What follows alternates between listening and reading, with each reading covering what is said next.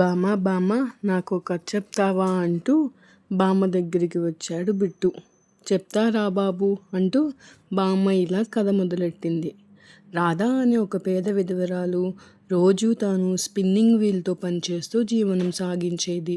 అలా ఓ రోజు రాధ ఉదయం లేవగానే మనం ఎదుటివారికి సహాయం చేయాలి, దయ చూపించాలి అనే ఆలోచన తన మనసులో వచ్చింది. నా దగ్గర ఈ స్పిన్నింగ్ వీల్ తప్ప మరేమీ కూడా లేవు.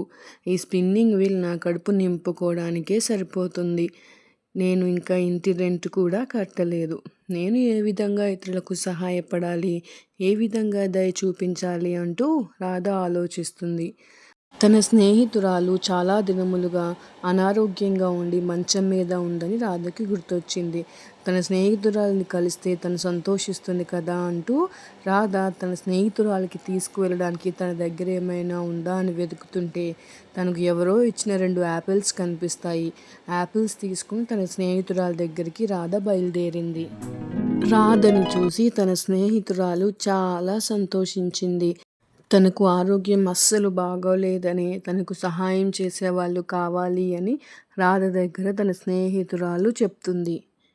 నీకు ఓకే అయితే నువ్వు నాతో పాటు మా ఇంట్లో ఉండి నీ స్పిన్నింగ్ వీల్ పని చూసుకుంటూ నాకు సహాయంగా ఉంటే నీకు రెంట్ మనీ సేవ్ అవుతాయి, నాకు చాలా కంఫర్ట్గా ఉంటుంది అని రాధ స్నేహితురాలు రాధ దగ్గర చెప్తుంది.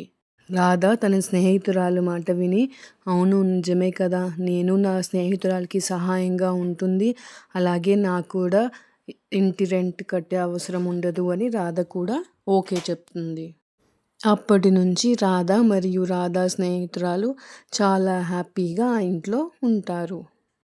కథ చాలా బాగుంది బామ్మ. దీంట్లో మనం నేర్చుకోవాల్సిందేంటి? ఎదుటి వారికి మనం సహాయం చేయాలి అని ఆలోచన చేస్తే అదే మనకు తిరిగి సహాయంగా మారుతుంది.